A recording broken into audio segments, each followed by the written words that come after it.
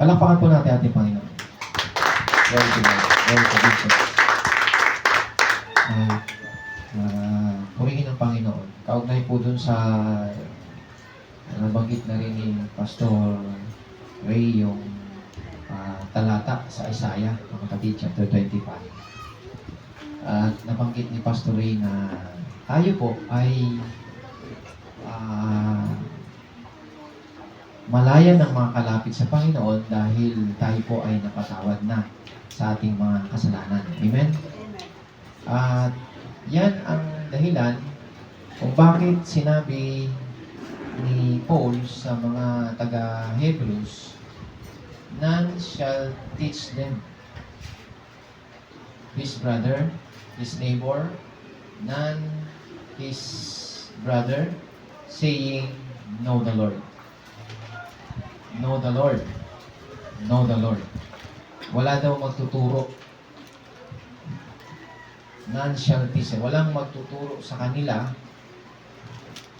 na nagsasabing kilalanin mo ang Diyos, for they shall all know me from the least to the greatest. Ibig sabihin ito mga kapatid, tayo po ngayon ay nasa bagong tipanan.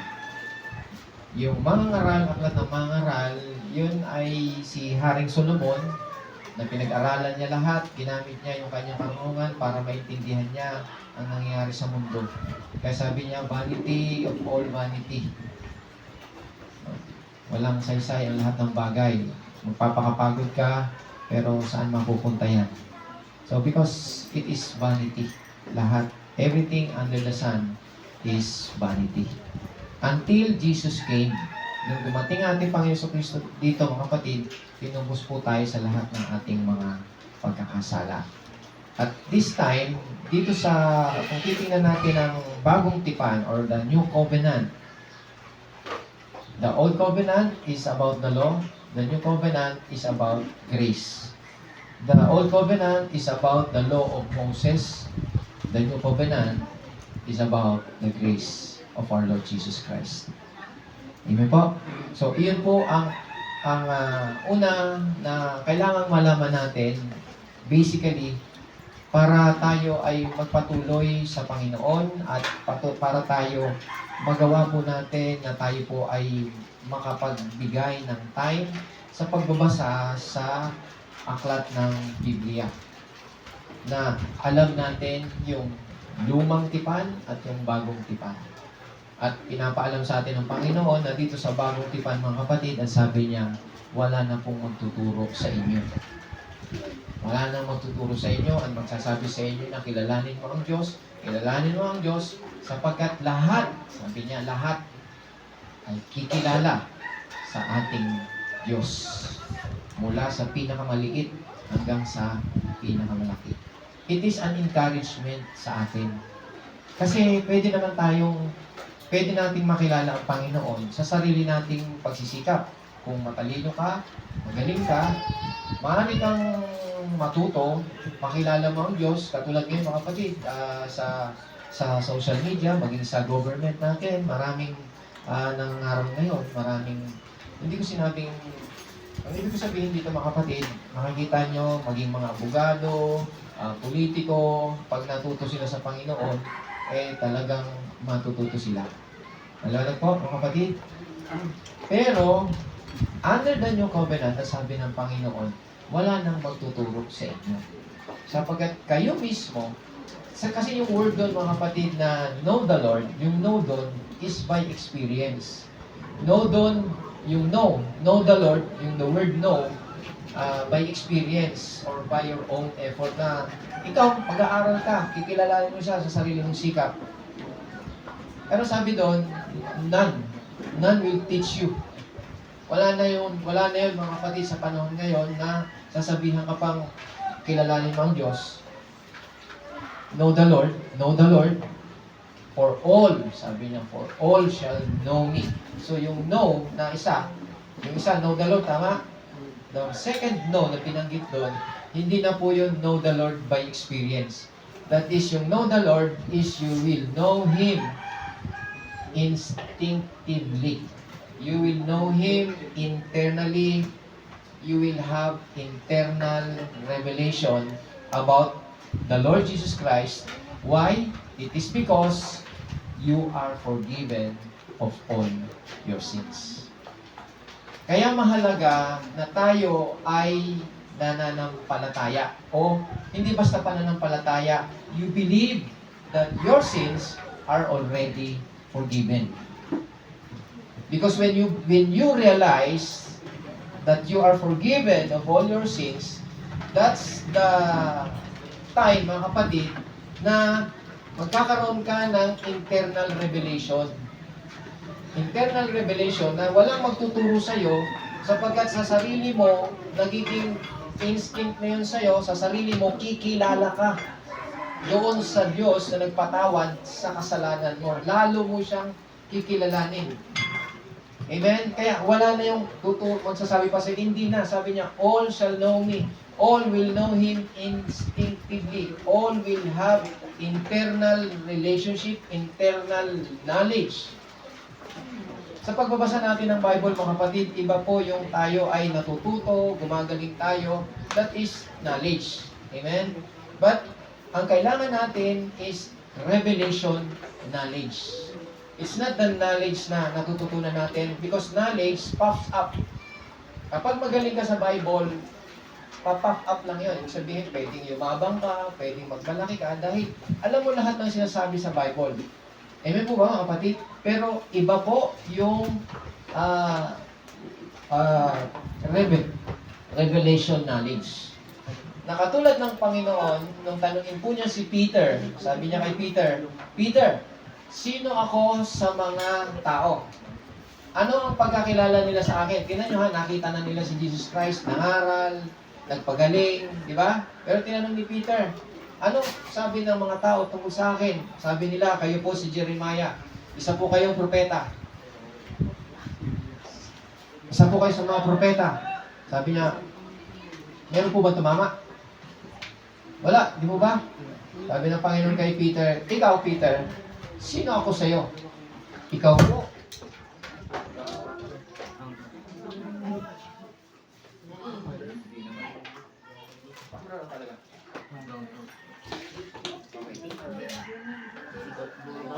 Bumaba na lang kayo. Kung wala. Naririnig po ba, mga kapatid? Ito gusto ko, yung walang mic. Mahirap yan, yung pabalik-balik. Okay, hayaan na natin muna. Siguro patay po natin. Mag-alam na lang kung may kuya. Patay na lang natin kasi mayroon po pabalik-balik. So, tuloy natin, mga kapatid.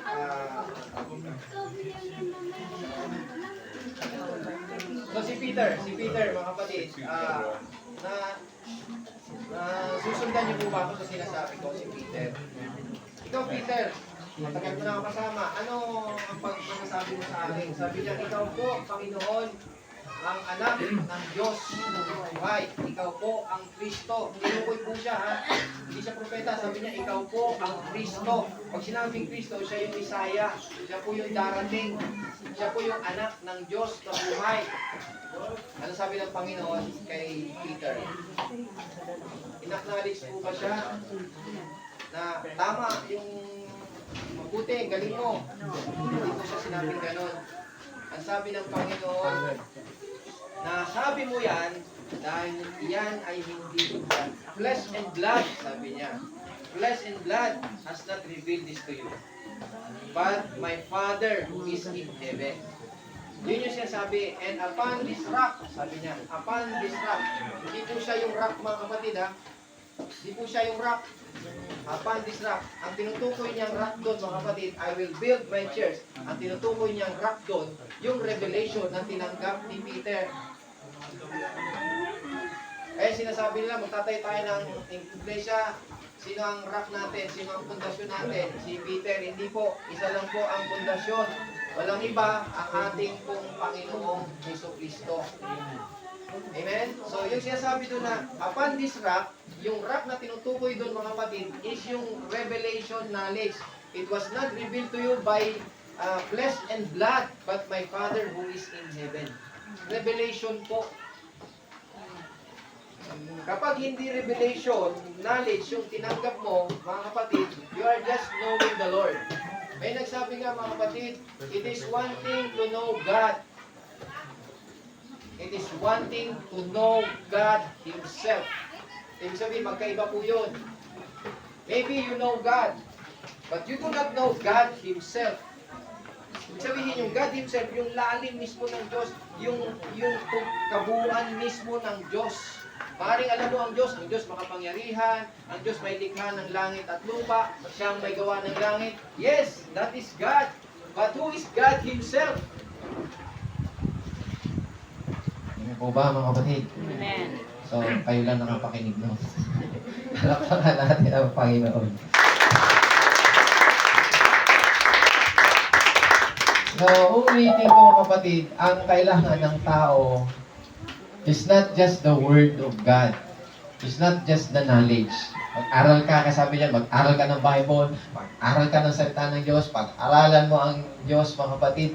Ang sabi ng Panginoon, pagdating dito sa bagong covenant, none shall teach them. Walang magtuturo sa inyo. Walang magtuturo, his brother, his neighbor, none his neighbor. Know the Lord, but all shall know me. Why? The reason why they all shall know me because I will be merciful to their unrighteousness and their sins and lawless deeds I will remember no more. Importante yung right believing.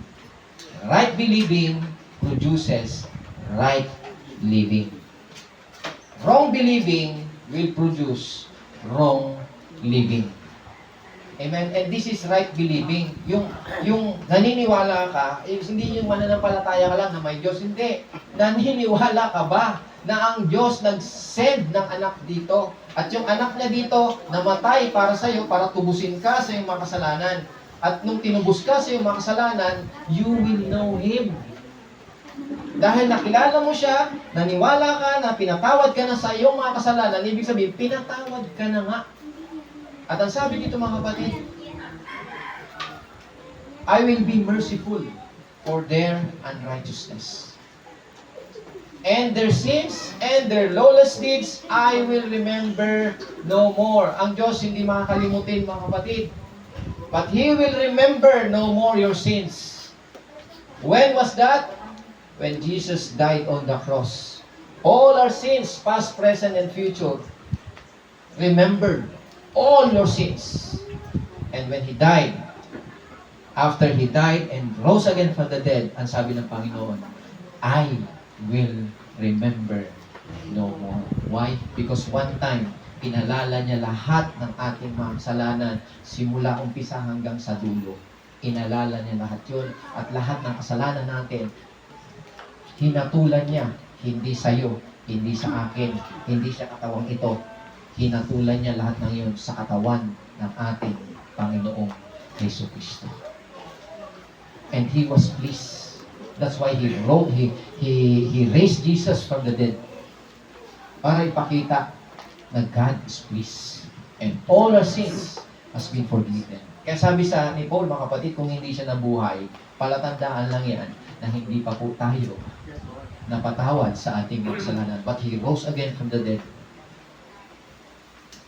Amen po? Kaya tayo lahat ngayon mga kapatid. Kaya dito sa Isaiah, ito'y pahayag po ito mga kapatid na tinuturo dito sa atin na ito'y prophecy sa panahon ni Isaiah na naganap po sa panahon ng bagong tipan. Amen po? Sapagkat nung sinabi ng Panginoon na I will be merciful to their unrighteousness and their sins and their lawless deeds I will remember no more. The moment when we realize that, kapag nare-realize natin yun na ang Diyos ngayon mga kapatid is merciful to you and your sins and your lawless deeds, He will remember no more. So ibig sabihin, wala na, hindi na nakikita niya kasalanan mo. Tama po ba mga kapatid? At kapag hindi na niya nakikita ang kasalanan mo, ibig sabihin, kung ikaw yun, mga kapatid, alam mo, na-realize mo na hindi na nakikita ng Diyos ang kasalanan mo. Bakit? Sapagkat yung kasalanan mo, nakita niya doon sa katawan ng ating Panginoong Jesucristo. Doon niya tinitingnan mo. Pero pag tinitingnan ka, hindi ka niya nakikita ang makasalanan ka. Nakikita ka niya, napatawad ka na sa iyong mga kasalanan. I will remember no more. And when we realize that, that's the time, mga kapatid, nagkakaroon ka ngayon ng instinct. Instinct, mga kapatid, na walang magtuturo sa iyo, ikaw mismo ay kikilala from the least to the greatest. And you will go back to the previous verse. Ano ba yung previous verse? Sabi niya, this is my covenant that I will give to them. Sabi niya, I will put my laws in their mind and write them in their heart. And I will be their God. And you shall be my people. Pag sinabi ng Panginoon, I will be their God, and you shall be my people, it denotes miraculous. Kasi pag sinabi niya, I will be your God, He will be your provider, He will be your healer, He will be your everything in your life. And you will be to Him a people that is above the people of the world. You are a people to Him that is well protected, well preserved, well watched. Bantay-bantay ka, iniingatan ka ng Diyos. Yan ang magiging stature natin. Yan ang position po natin. Because ito na ang position, ito na yung posture ng Panginoon sa atin. Ito na ang position ng Panginoon. He is merciful to you. Amen? And He will be your God. He will be your God. Personal mo siyang Diyos. Amen? At anong sabi? Kapag siya na ang personal na Diyos natin, He can now write His law or put His law in your mind, and He can now write in your heart. Amen po mga kapatid? Kaya tayo yung hindi mahalaga sa atin mga kapatid, yung nakikita sa atin na hindi tayo laging tinuturuan. Tayo mismo, nag-grow po tayo, natututo po tayo na wala pong nagtuturo sa atin. Yes, ito ginagamit ng Panginoon to, tinuturuan tayo ng Panginoon to. Pero ang bottom line nito mga kapatid, wala magtuturo sa iyo.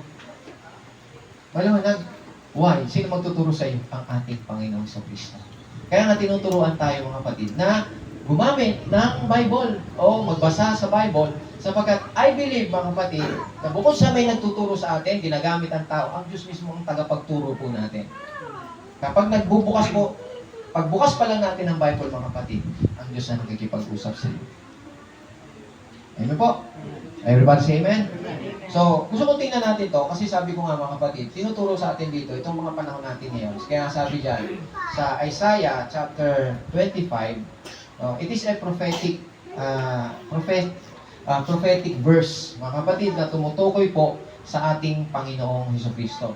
At ang prophecy ay meron pong laging dalawang mukha. Iwanag po.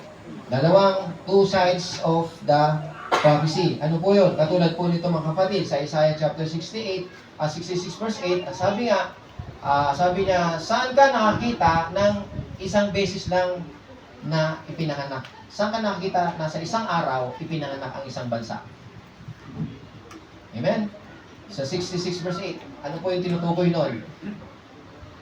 Sabi dito mga kapatid, shall the earth be made to bring forth in one day? Shall a nation be born at once? For as soon as Zion travailed, she brought forth her children. Ang tinutukoy nito, prophecy ito mga kapatid, pero ang tinutukoy nito, two sides. Yung unang side, yung fulfillment nito, in the natural, tinutukoy nito yung Israel. Na sabi doon, isang ka nakita ng isang araw lang ipinanganak sila. Yung 1948, ipinanganak po ang Israel. 1948, nagkaroon po sila ng independence. 1948, sino pinanganak dito 1948? Birthday mo ngayon. Okay? So, 1948, Israel po yun. At ang sabi ito, as soon as Zion travail, he shall bring forth her children. So, tingnan nyo dito mga kapatid ipinanganak siya noong 1948. Simula po noon, 1948, nagbabalikan na po yung mga anak ni Israel. Mga anak niya. Dahil kakaunti sila noon Pero nung nabuo sila, ipinanganak sila, as soon as Zion travail, ipinanganak po sila, nagbabalikan na po sila, nabuo na po sila, nagkaroon na po sila ng Prime Minister, nabuo na po ang gobyerno nila, lahat na kumpleto sila, at kikita natin kung paano sila ka-bless, mga kapatid. They are so blessed by God. Amen? Na halos ang buong mundo ay inggit na inggit doon sa bansang Israel. At tingnan nyo kung paano siya pinahalagahan ng Amerika.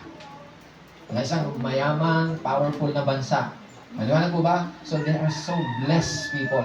Yun po yung fulfillment, natural fulfillment. Ano yung spiritual fulfillment nito? Sa panahon ngayon, yung spiritual naman ito, ang tinutukoy na sayon sa panahon ngayon, mga kapatid, is the church.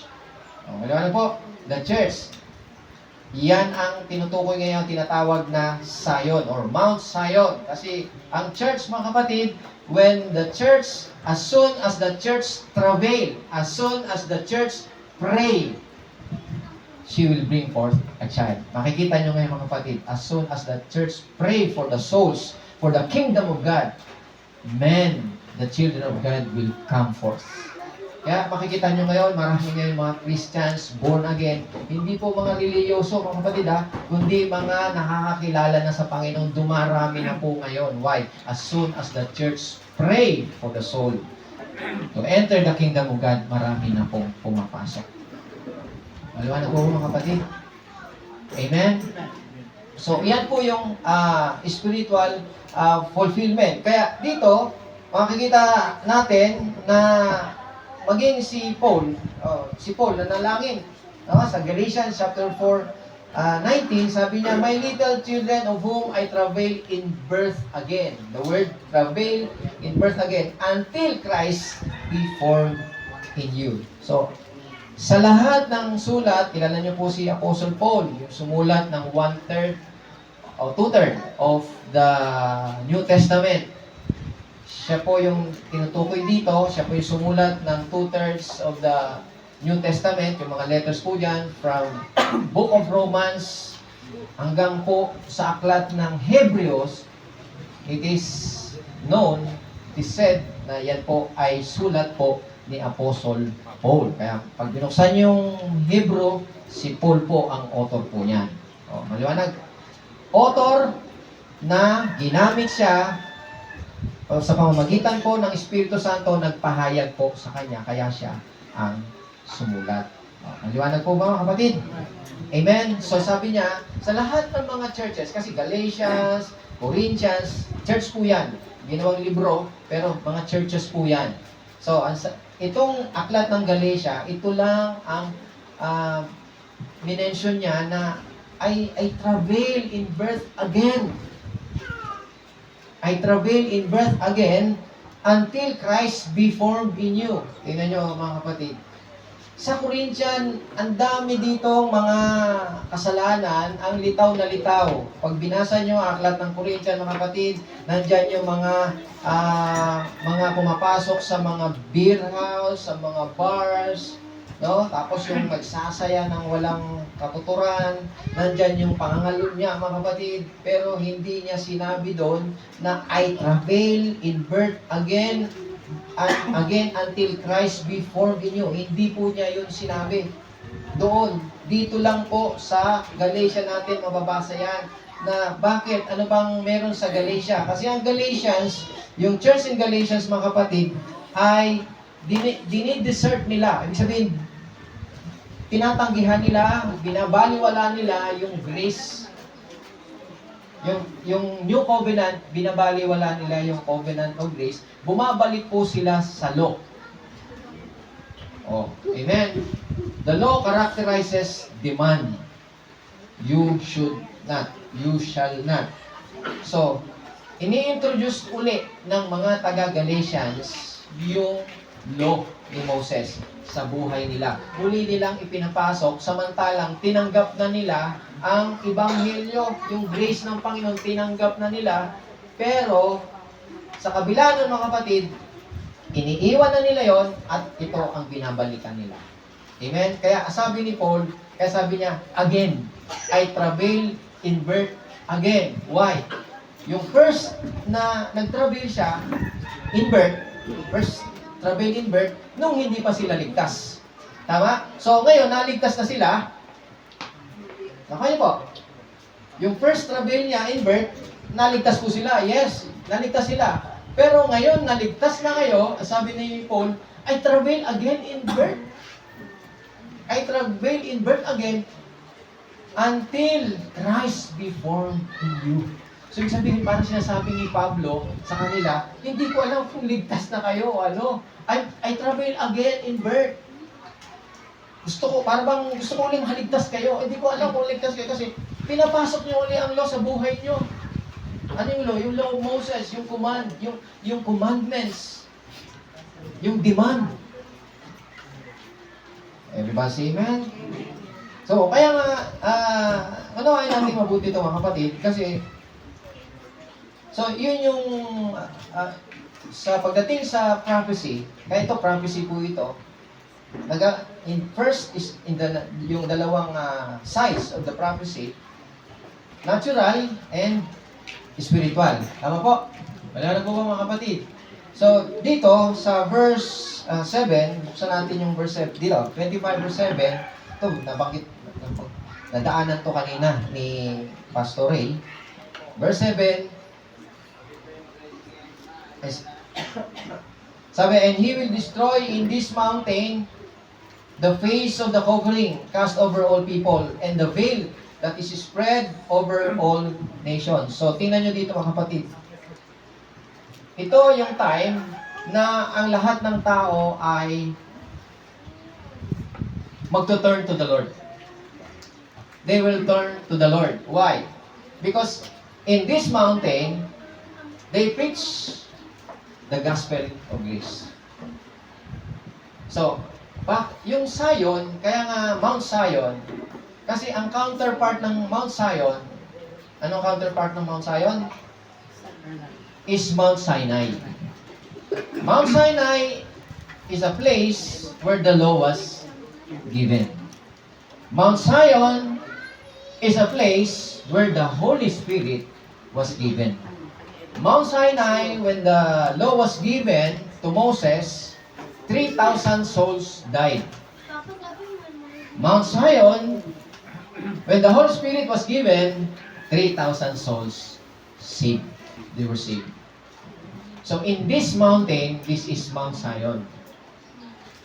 We need, God wants that in Mount Zion is to preach the gospel of grace. Maliwanag po. Why? Dahil ang sabi dito, sa verse 7, He will destroy in this mountain. Ano yung mountain na yun? Mount Zion. In this mountain, God has moved from Mount Zion, from Mount Sinai, which is the law, to Mount Zion. So, sabi niya, He will destroy in this mountain the face of the covering cast over all people, and the veil that is spread over all nation. O, sa ibang version niya, mga kapatid, sa Young's Literal Translation, sabi niya, and swallowed up he in this mountain the face of the covering that is wrapped over all the peoples, and of the covering that is spread over all nations.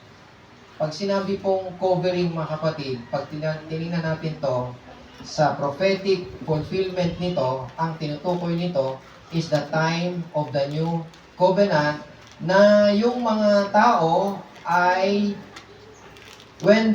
yung puso nila, kapag sila ay lumapit sa Panginoon, they turn to the Lord, the veil will be taken away. Where? In this mountain. Ano po ba mga kapatid? In this mountain, na kung saan ang fulfillment nito ay nasa 1 Corinthians o 2 Corinthians chapter 3 verse 14. Tingnan natin dyan, 2 Corinthians 3:14, sabi niya, but their minds were blinded, for until this day, the same veil remains unlifted in the reading of the Old Testament. Because the veil is taken away, yan, tingnan nyo the veil is taken away in Christ. So, dito sa 2 Corinthians, pinag-uusapan dito mga kapatid about the veil na tinutukoy doon sa Isaiah. Okay po? Ang sabi niya, in this mountain, He will destroy the face of the covering which is cast out over all people, and the veil which is spread in all nations. In the natural, mga kapatid, only this generation, itong henerasyon natin, nakilala po tayo na tayo po ay nag-a-adorn ng mask. Adorning mask. Na tayo po ay nag-aayos ng mask, nagtatakip po tayo ng mask. Hindi lang po isang bansa, all nations nag-cover po ng mask. Maliwanag po ba mga kapatid? That is in the natural. Maliwanag.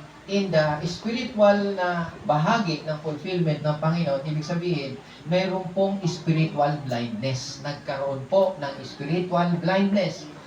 Amen. Now, nagkaroon ng spiritual blindness ang tao at lahat ng bansa. Pero, pagdating ng bagong tipan, the new covenant, He will destroy this spiritual blindness. Kaya sabi dito mga kapatid, itong blindness na to, ito yung veil nila noon na kapag tuwing binabasa nila hanggang sa panahon ngayon, kapag binabasa nila ang 5 books of Moses, ay natatakipan pa sila. There is spiritual blindness. Hindi nila nakukuha, hindi nila naiintindihan ang kautusan ni Moses, na hindi nila alam, itong kautusan ni Moses, ang katuparan nito, walang iba, ang ating Panginoong Jesucristo. Kaya sabi dito mga kapatid, pagdating ng panahon na ito, itong bagong tipan na ito mga kapatid, sisirain yung veil na yun kasi nawawala po yun. Yun po yung veil. Yung spiritual blindness, yung pagtatakip dito, spiritual blindness, natatanggal po yun kapag nakikilala po natin ang ating Panginoong Jesucristo. Everybody say amen. Kaya nga tayo mga kapatid, hindi po sa basa ng Bible, alam nyo, ibig sabihin, sa buhay natin mga kapatid, kapag kailangan natin sa buhay natin, nangangailangan tayo ng wisdom, nangangailangan tayo ng liwanag mga kapatid. Hindi natin makukuha yan sa basa-basa ng basta-basta lang. Ang kailangan natin is for us to turn to Jesus. Kahit na nagbabasa ka dito sa Bible at hindi ka nag-turn sa Panginoon, kasi when you turn to the Lord, that's the time yung spiritual blindness is naalis. Sino nakikita mo? Mismo ang ating Panginoon. Alright? Amen po ba mga kapatid? So, sa mga time na tayo kailangan natin ng liwanag sa buhay natin, mga kapatid, turn to Jesus because He is the light. Kaya anong pray? Anong tinuturong prayer ni Paul mga kapatid sa Ephesians? Sabi niya, pray that the God of our Lord Jesus Christ grant you the spirit of wisdom and revelation in the knowledge of our Lord Jesus Christ. The eyes of your understanding be enlightened. Hindi ka basta maliliwanagan dito kung hindi ka naka-turn. Kung yung puso mo, hindi mo ibinibigay sa ating Panginoon sa Kristo, hindi matatanggal yung blindness na yan. Everybody say amen? Amen. Maliwanag po ba mga kapatid? So, pagkatapos yan, mga kapatid, kaya dito sa verse 8, tingnan niyo dito sa verse 8. Sa verse 8, 25 verse 8, sabi niya, He will swallow up death in victory. He will swallow up death in victory. Basa niyo po. He will swallow up death in victory. Kababasa na natin after verse 7, ang sabi dito, He will swallow up death in victory. The same phrase na ginamit ni Paul sa 1 Corinthians chapter 15 verse 54 na sabi ng Panginoon dito sa si Paul ang nagsabi dito sa chapter 15 verse 54, sabi niya, death is swallowed up in victory. Ito, ni-highlight ko na po mga kapatid. Yan. Sa 1 Corinthians 15 verse 4, sabi niya, death is swallowed up in victory. The same phrase. Alam na po ba? Na dito alam niyo po ang pinag-usapan dito? Ang pinag-uusapan dito is rapture.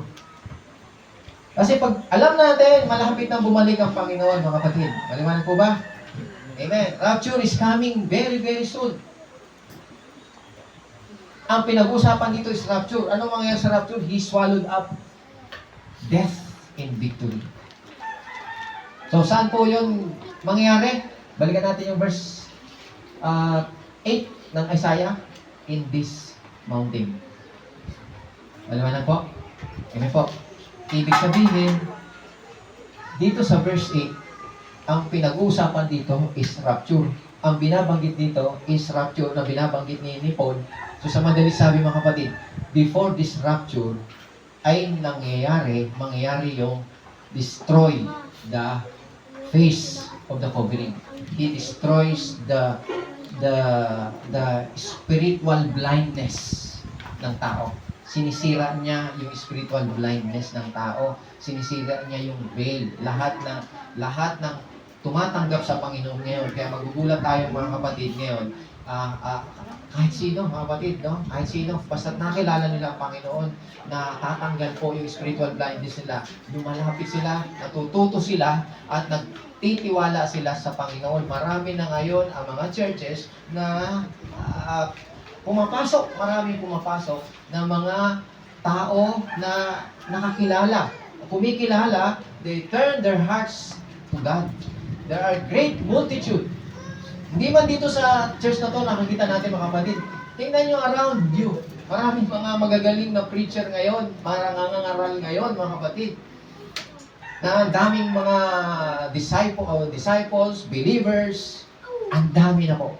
Kaya ito'y nakikita natin sa panahon natin po ngayon. So bago ang rapture, ano po nangyari? Destroying the spiritual blindness. Nangyayari na po. Bakit marami nakakilala mga born again Christian ngayon mga kapatid? Because the veil is taken away when they turn to Jesus. And before this destroying of yung veil na yan mga kapatid, mangyayari po yung ano sabi po doon sa verse 6, di ba? Sabi niya, the Lord will, in this mountain, the Lord will make a great feast. O, di ba? So, it goes to show, mga kapatid, na ito ang mangyayari bago dumating yung rapture, ito yung nangyayari. Natatanggal yung spiritual blindness. Alam niyo po yung spiritual blindness, mga kapatid, hindi naman alam ng tao na blind siya eh. Ako nyo? Pero, imagine niyo yung implication pag may covering ka, you are, hinahide mo yung totoong pagkatao mo. Di ba? Hidden. Pero pag nakilala mo ang Panginoon Jesucristo, mga kapatid, ilalantad mo lahat ng pagkatao. Lumalabas yung totoo. Walang pagpapanggap. Kaya makikita mo, yung talagang lumalapit sa Panginoon, totoo yan. At makikita mo rin yung lumalapit sa Panginoon na may kasamang pagpapanggap. Tama? Amen? But when the veil is, sabi ng Panginoon, in this mountain, He will destroy. Make sure that you are in this mountain. Ano yung mountain na yun? Mount Zion. Not in Mount Sinai. You must make sure that you are in Mount Zion. Because in Mount Zion, doon pinipreach. Paano masisira yung blindness? Kapag pinipreach ang gospel ng ating Panginoong Jesucristo. The new covenant, the covenant of grace. Mount Zion is a picture of covenant of grace. Mount Sinai is a picture of the covenant of law. Demand. Kaya tayo sa araw-araw na buhay natin, pagising natin sa umaga, para bang iniisip mo, kailangan ganito, kailangan maayos ako, kailangan tama ako, kailangan hindi ako magkamali. Sorry brother, you are under the law. You are under the demand. You are under the self-effort. You are not under grace. Under grace, ang sabi ng Panginoon, I will be merciful to your unrighteousness and your deeds. I will remember no more. I will be your God and you will be my people. I will, hindi ikaw ang Diyos. Hindi, palakpakan natin si Panginoon. It is I will. I will put my laws in your mind. Hindi ikaw ang mag-memorize nito mga kapatid. Hindi ko pa na-memorize kasi yan. Hindi. Sabi niya, I will put my laws in your mind and write them in your heart. Who will destroy? God Himself, not you. Anong kailangan natin dito? Ang natira sa atin, anong gagawin natin? Believe that He will.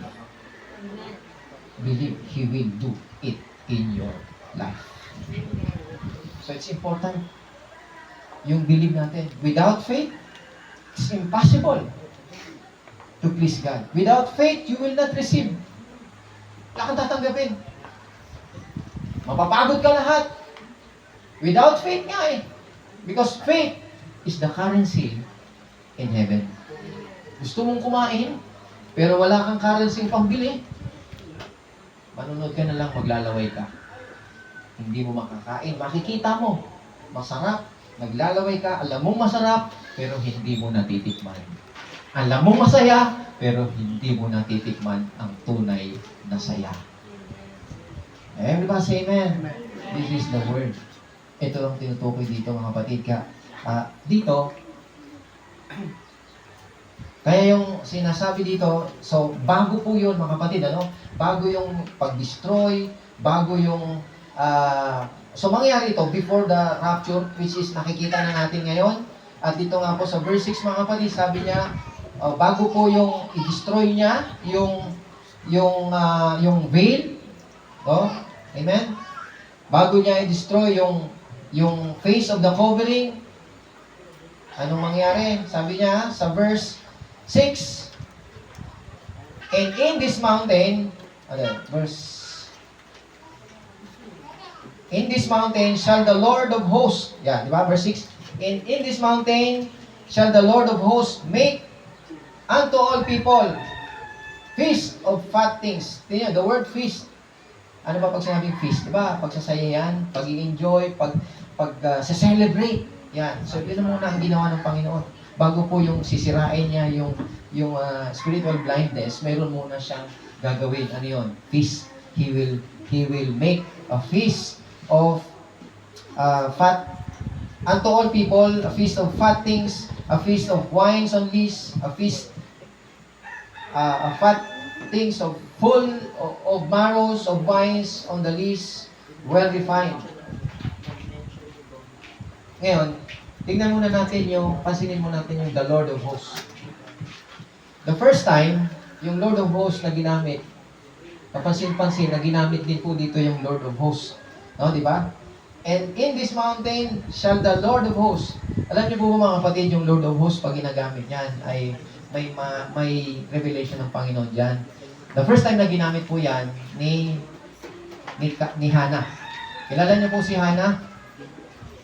Hannah, asawa ni Elkanah, na hindi magkaanak. Si Hannah, yung nanay ni Prophet Samuel. Siya yung nanay nun. Nung siya hindi magkaanak, ni-request niya, ito yung prayer niya mga kapatid sa 1 Samuel chapter 1 verse 11, sabi niya, and she bowed and said, O Lord of hosts, binanggit niya, mention the Lord of hosts, if thou wilt indeed look on the affliction of thine handmaid, and remember me and not forget thine handmaid, but will give unto thine handmaid a man child. Humingi ka siya ng sanggol, hindi siya magkaanak. So, hiniling niya kay Lord. Alam niyo, napakaganda mga kapatid na pati yung hindi magkaanak, hihingi kay Lord ng anak. Nandiyan po ba tayo mga kapatid? So, wala imposible sa Diyos. Gusto nagtitiwala tayo. Actually mga kapatid, yung hindi lang anak ang pwede natin hilingin kay Lord, hilingin. Pati yung asawa. Nandiyan po ba tayo? Hindi tayo kukuha ka, kung gusto mo na. Humingi ka rin kay Lord mga kapatid kasi siya ang magbibigay sa'yo. Alam mo, mapapangasawa mo. Sino humingi na dito na mapapangasawa niya kay Lord? Amen. Bihira yung naghihingi eh. Kasi yung iba, hinahanap nila yung mapapangasawa nila. Di ba? Hindi sila humihingi. So dito, ito yung kumbaga encouragement to sa atin, mga kapatid, sa mga mag-aasawa. Akala nyo walang pakialam ang Panginoon sa atin? Ano yun? Pag mag-asawa na kayo, tapos halimbawa hindi kayo magkaanak, sasabihin nyo, Okay, anong gagawin natin? Mag-usap na lang kayo dyan, jack and point na lang, mga kapatid. Hindi, humingi kayo kay Lord, katulad ni Hannah. Amen? O, humingi siya, at ano sabi niya mga kapatid? Lord of Hosts.